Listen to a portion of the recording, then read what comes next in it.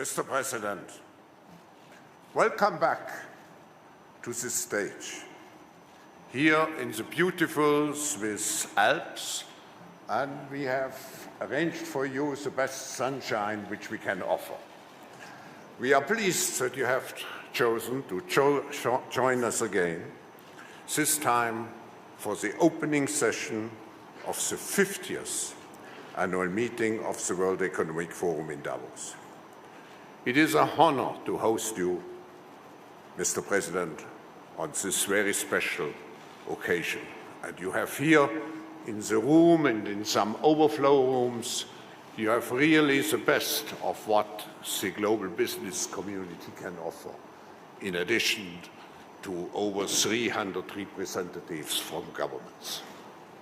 You return to Davos accompanied by a strong delegation of cabinet secretaries and senior officials is testimony to the fact that you recognize the need for America to maintain a prominent role on the global stage. In the past 3 years, the United States, by any metric, experienced a story of economic growth and dynamism. Stock market performance alone is one indication, as is the record low unemployment rate. Investors are showing deep confidence in the short and long-term potential of the US economy. Yet, Mr. President, with this good news, we all know there remain challenges ahead for the United States and for the rest of the world. We look forward to hearing your reflection as we gather here at this crucial time. Please, ladies and gentlemen, welcome Donald J. Trump, the 45th President of the United States.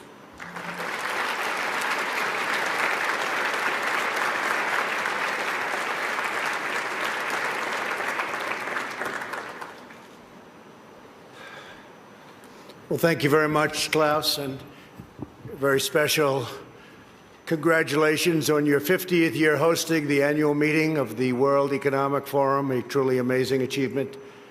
It's an honor to address the distinguished members of this organization for the second time as president. When I spoke at this forum 2 years ago, I told you that we had launched the Great American Comeback. Today, I'm proud to declare that the United States is in the midst of an economic boom, the likes of which the world has never seen before. We've regained our stride, rediscovered our spirit, and reawakened the powerful machinery of American enterprise. America is thriving, America is flourishing, and yes, America is winning again like never before. Just last week alone, the United States concluded 2 extraordinary trade deals, the agreement with China and the United States-Mexico-Canada agreement, the 2 biggest trade deals ever made. They just happened to get done in the same week. These agreements represent a new model of trade for the 21st century, agreements that are fair, reciprocal, and that prioritize the needs of workers and families. America's economic turnaround has been nothing short of spectacular. When I took office 3 years ago, America's economy was in a rather dismal state. Under the previous administration, nearly 200,000 manufacturing jobs had vanished. Wages were flat or falling. Almost 5 million more Americans had left the labor force than had gotten jobs, and more than 10 million people had been added to the food stamp rolls. The experts predicted a decade of very, very slow growth, or maybe even negative growth, high unemployment and a dwindling workforce, and very much a shrinking middle class. Millions of hardworking, ordinary citizens felt neglected, betrayed, forgotten. They were rapidly losing faith in the system. Before my presidency began, the outlook for many nations was bleak. Top economists warned of a protracted worldwide recession. The World Bank lowered its projections for global growth to a number that nobody wanted to even think about. Pessimism had taken root deep in the minds of leading thinkers, business leaders, and policymakers. Yet despite all of the cynics, I had never been more confident in America's future. I knew we were on the verge of a profound economic resurgence if we did things right, one that would generate a historic wave of investment, wage growth, and job creation. I knew that if we unleashed the potential of our people, if we cut taxes, slashed regulations, and we did that at a level that's never been done before in the history of our country in a short period of time, fixed broken trade deals, and fully tapped American energy, that prosperity would come thundering back at a record speed. And that is exactly what we did, and that is exactly what happened. Since my election, America has gained over 7 million jobs, a number unthinkable. I wouldn't say it, I wouldn't talk about it, but that was a number that I had in mind. The projection was 2 million, we did 7, more than 3 times the government's own projections. The unemployment rate is now less than 3.5%, and at 3.5%, that's a number that is the lowest in more than 50 years. The average unemployment rate from my administration is the lowest for any U.S. president in recorded history. We started off with a reasonably high rate. For the first time in decades, we are no longer simply concentrating wealth in the hands of a few. We're concentrating and creating the most inclusive economy ever to exist. We are lifting up Americans of every race, color, religion, and creed. Unemployment rates among African Americans, Hispanic Americans, and Asian Americans have all reached record lows. African American youth unemployment has reached the lowest it's ever been in the history of our country. African American poverty has plummeted to the lowest rate ever recorded. The unemployment rate for women reached the lowest level since 1953, and women now comprise a majority of the American workforce. That's for the first time. The unemployment rate for veterans has dropped to a record low. The unemployment rate for disabled Americans has reached an all-time record low. Workers without a high school diploma have achieved the lowest unemployment rate recorded in U.S. history. Wages are rising across the board, and those at the bottom of the income ladder are enjoying the percentage by far largest gains. Workers' wages are now growing faster than management wages. Earnings growth for the bottom 10% is outpacing the top 10%, something that has not happened.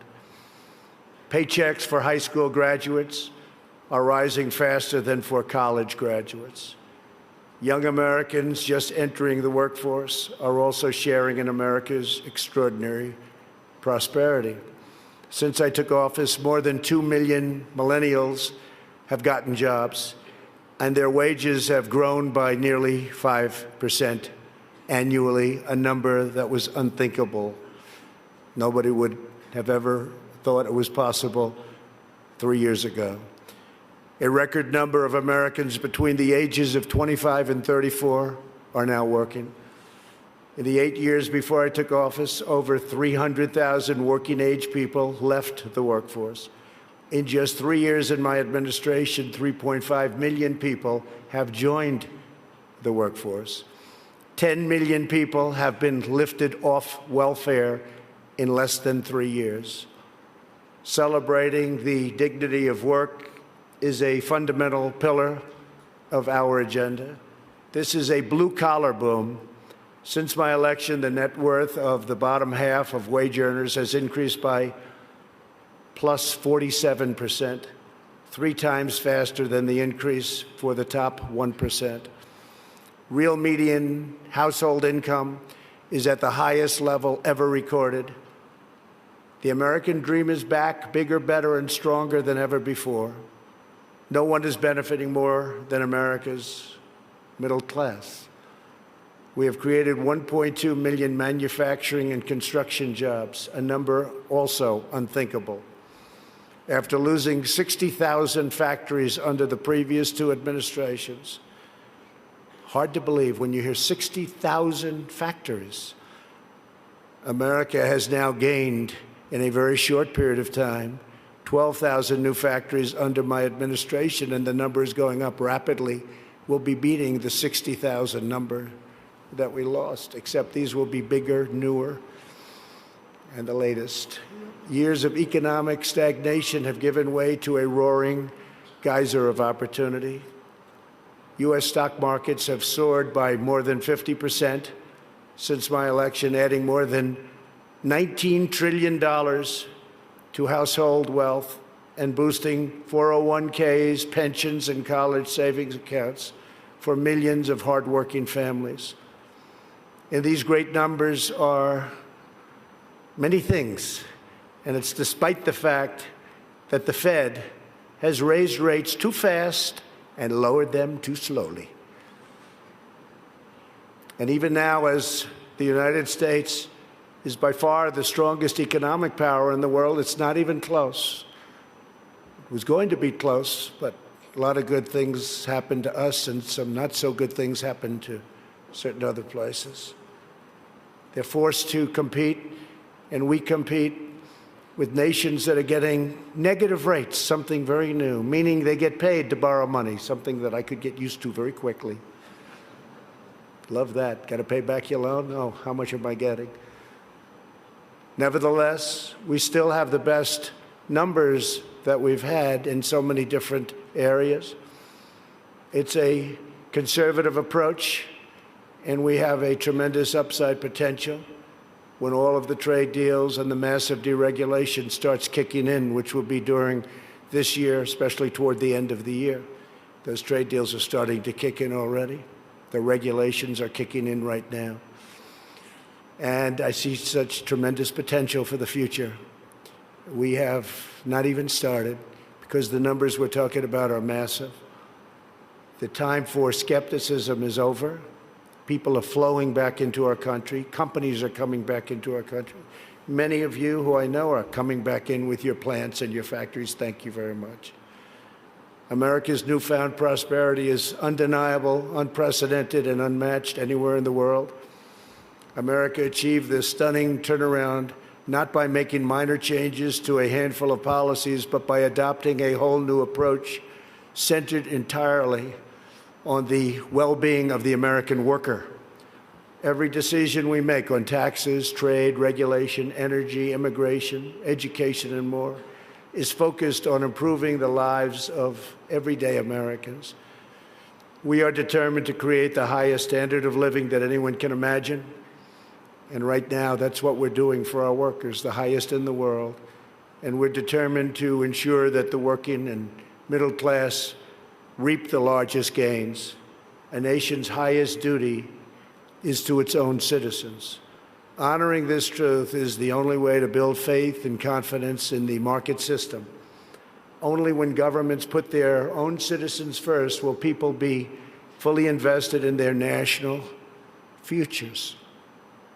In the United States, we are building an economy that works for everyone, restoring the bonds of love and loyalty that unite citizens and powers nations. Today, I hold up the American model as an example to the world of a working system of free enterprise that will produce the most benefits for the most people in the 21st century and beyond. A pro-worker, pro-citizen, pro-family agenda demonstrates how a nation can thrive when its communities, its companies, its government, and its people work together for the good of the whole nation. As part of this new vision, we passed the largest package of tax cuts and reforms in American history. We doubled the child tax credit, benefiting 40 million American families, and lifting 650,000 single mothers and their 1 million children out of poverty, and out of poverty quickly. We passed the first ever tax credit for employers who provide paid paternal leave for employees earning $72,000 or less annually, and passed paid family leave for government employees as a model for the country. We made child care much more affordable and reduced or eliminated child care wait lists all across the nation. Our child care reforms are supporting working parents and ensuring their children have access to high-quality care and education, all of which they very much deserve. We lowered our business tax from the highest in the developed world down to one that's not only competitive, but one of the lower taxes. We created nearly 9,000 opportunity zones in distressed communities where capital gains on long-term investments are now taxed at zero, and tremendous wealth is pouring into areas that for 100 years saw nothing. The 35 million Americans who live in these areas have already seen their home values rise by more than $22 billion. My administration has also made historic investments in historically black colleges and universities. I saved HBCUs. We saved them. They were going out, and we saved them. We're removing roadblocks to success and rewarding businesses that invest in workers, families, and communities. We've also launched the most ambitious campaign in history to reduce job-killing regulations. For every new regulation adopted, we are removing 8 old regulations, which will save an average of American households about $3,100 per year.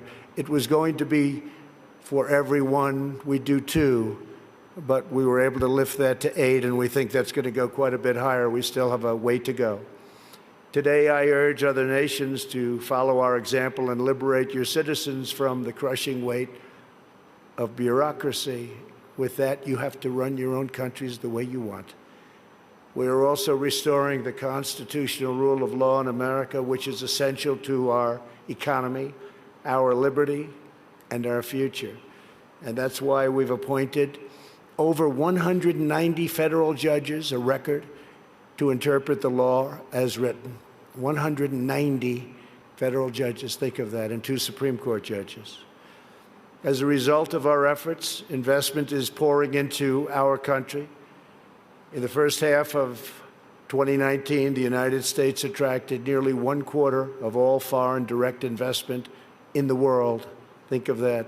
25% of all foreign investment all over the world came into the United States, and that number is increasing rapidly. To every business looking for a place where they are free to invest, build, thrive, innovate, and succeed, there is no better place on earth than the United States. As a central part of our commitment to building an inclusive society, we established the National Council for the American Worker. We want every citizen, regardless of age or background, to have the cutting-edge skills to compete and succeed in tomorrow's workplace. This includes critical industries like artificial intelligence, quantum computing, and 5G. Under Ivanka's leadership, who's with us today, our pledge to America's workers has become a full-blown national movement with over 400 companies committing to provide new job and training opportunities to already very close to 15 million American students and workers. 15 million. America is making sweeping changes to place workers and their families at the center of our national agenda.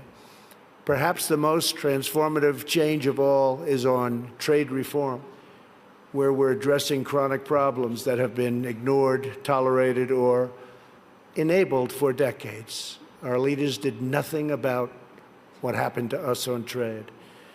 Before I was elected, China's predatory practices were undermining trade for everyone, but no one did anything about it except allow it to keep getting worse and worse and worse. Under my leadership, America confronted the problem head-on. Under our new Phase 1 agreement, Phase 2 is starting negotiations very shortly. China has agreed to substantially do things that they would not have done, measures to protect intellectual property, stop forced technology transfers, remove trade barriers and agricultural goods and on agricultural goods where we were treated so badly, open its financial sector totally, that's done, and maintain a stable currency, all backed by very, very strong enforcement. Our relationship with China right now has probably never been better.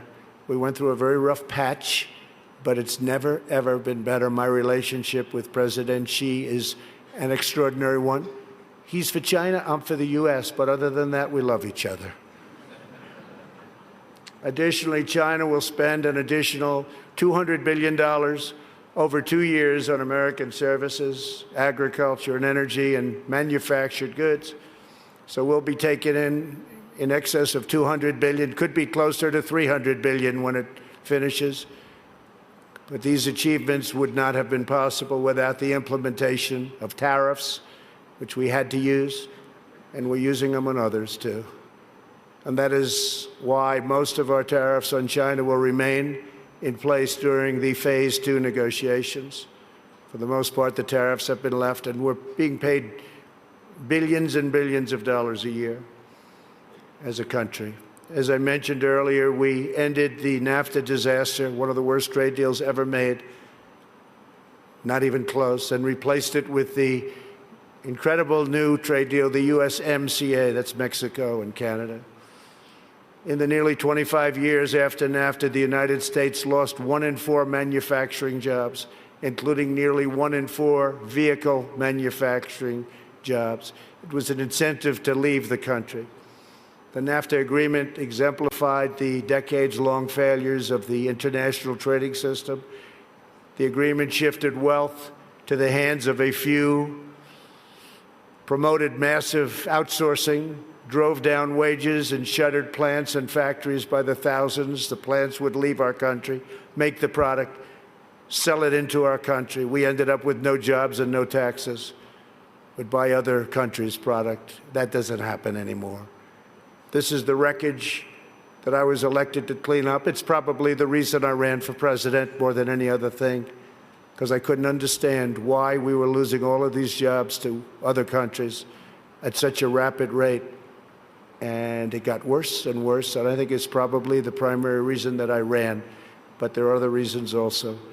And to replace with a new system that puts workers before the special interests, and the special interests will do just fine, but the workers come first. Our brand new USMCA is the result of the broadest coalition ever assembled for a trade agreement. Manufacturing, agriculture, and labor all strongly endorsed the deal. And as you know, it just passed in Congress overwhelmingly. It shows how to solve the 21st century challenge we all face, protecting intellectual property, expanding digital trade, reshoring lost jobs, and ensuring rising wages and living standards. The United States has also concluded a great new trade deal with Japan, approximately $40 billion, and completely renegotiated our deal with South Korea. We're also negotiating many other transactions with many other countries. And we look forward to negotiating a tremendous new deal with the United Kingdom. Have a wonderful new prime minister who wants very much to make a deal, as they say. To protect our security and our economy, we are also boldly embracing American energy independence. The United States is now by far the #1 producer of oil and natural gas anywhere in the world, by far. It's not even close. While many European countries struggle with crippling energy costs, the American energy revolution is saving American families $2,500 every year in lowering electric bills and numbers that people said couldn't happen. And also, very importantly, prices at the pump. We've been so successful that the United States no longer needs to import energy from hostile nations. With an abundance of American natural gas now available our European allies no longer have to be vulnerable to unfriendly energy suppliers either. We urge our friends in Europe to use America's vast supply and achieve true energy security. With U.S. companies and researchers leading the way, we are on the threshold of virtually unlimited reserves of energy, including from traditional fuels, LNG, clean coal, next-generation nuclear power, and gas hydrate technologies. At the same time, I'm proud to report the United States is among the cleanest air and drinking water on Earth, and we're going to keep it that way. And we just came out with a report that at this moment, it's the cleanest it's been in the last 40 years. We're committed to conserving the majesty of God's creation and the natural beauty of our world. Today, I'm pleased to announce the United States will join 1 Trillion Trees initiative being launched here at the World Economic Forum. 1 trillion trees. And in doing so, we will continue to show strong leadership in restoring, growing, and better managing our trees and our forests. This is not a time for pessimism. This is a time for optimism. Fear and doubt is not a good thought process, because this is a time for tremendous hope and joy and optimism and action. But to embrace the possibilities of tomorrow, we must reject the perennial prophets of doom and their predictions of the apocalypse. They are the heirs of yesterday's foolish fortune tellers, and I have them, and you have them, and we all have them. And they want to see us do badly, but we don't let that happen. They predicted an overpopulation crisis in the 1960s, mass starvation in the 70s, and an end of oil in the 1990s. These alarmists always demand the same thing: absolute power to dominate, transform, and control every aspect of our lives. We will never let radical socialists destroy our economy, wreck our country, or eradicate our liberty.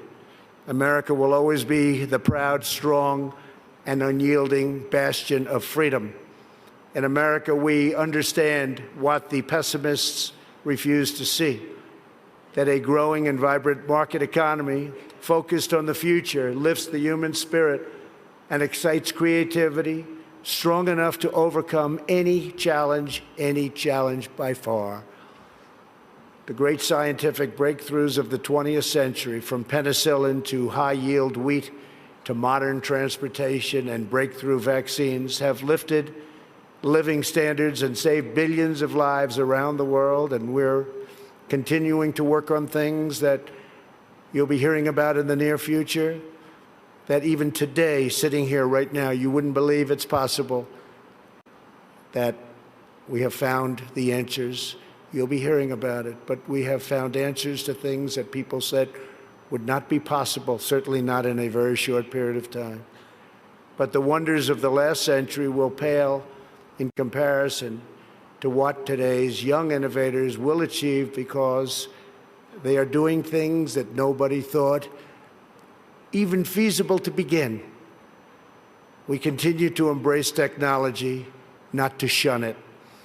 When people are free to innovate, millions will live longer, happier, healthier lives. For 3 years now, America has shown the world that the path to a prosperous future begins with putting workers first, choosing growth, and freeing entrepreneurs to bring their dreams to life. For anyone who doubts what is possible in the future, we need only look at the towering achievements of the past. Only a few hundred miles from here are some of the great cities of Europe, teeming centers of commerce and culture. Each of them is full of reminders of what human drive and imagination can achieve. Centuries ago, at the time of the Renaissance, skilled craftsmen and laborers looked upwards and built the structures that still touch the human heart. To this day, some of the greatest structures in the world have been built hundreds of years ago. In Italy, the citizens once started construction on what would be a 140-year project, the Duomo of Florence, incredible place. While the technology did not yet exist to complete their design, city fathers forged ahead anyway, certain that they would figure it out someday. These citizens of Florence did not accept limits to their high aspirations, and so the Great Dome was finally built. In France, another century-long project continues to hold such a grip on our hearts and our souls that even 800 years after its construction, when the Cathedral of Notre Dame was engulfed in flames last year, such a sad sight to watch, unbelievable sight, especially for those of us that considered it one of the great monuments and representing so many different things. The whole world grieved. Through her sanctuary now stands scorched and charred, and a sight that's hard to believe. When you got used to it, to look at it now, hard to believe. But we know that Notre Dame will be restored magnificently. The great bells will once again ring out for all to hear, giving glory to God and filling millions with wonder and awe. The cathedrals of Europe teach us to pursue big dreams, daring adventures, and unbridled ambitions. They urge us to consider not only what we build today, but what we will endure long after we are gone. They testify to the power of ordinary people to realize extraordinary achievements when united by a grand and noble purpose. So together we must go forward with confidence, determination, and vision. We must not be timid or meek or fearful, but instead we must boldly seize the day and embrace the moment. We have so many great leaders in this room, not only business leaders, but leaders of nations. And some are doing such a fantastic job. We work together very closely. We will draw strength from the glories of the past, and we will make greatness our common mission for the future. Together, we will make our nations stronger, our countries safer, our culture richer, our people freer, and the world more beautiful than ever before. Above all else, we will forever be loyal to our workers, our citizens, and our families, the men and women who are the backbone of our economies, the heart of our communities, and the soul of our countries. Let us bring light to their lives one by one and empower them to light up the world. Thank you very much. God bless you. God bless your countries, and God bless America. Thank you. Thank you very much.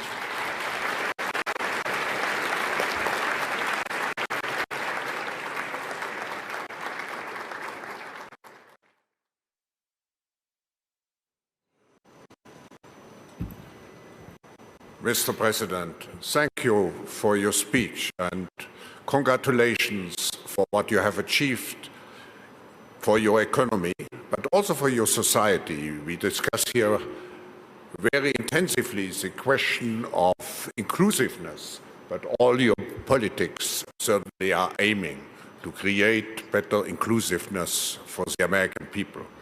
I want to thank you personally, particularly for injecting optimism into our discussions. We have many problems in the world, but I think we need, as you said, we need dreams. And we have all the capabilities, technology, leadership, to realize those dreams. So thank you again, Mr. President, for having joined us here at the opening of the 50th anniversary of the World Economic Forum. Thank you.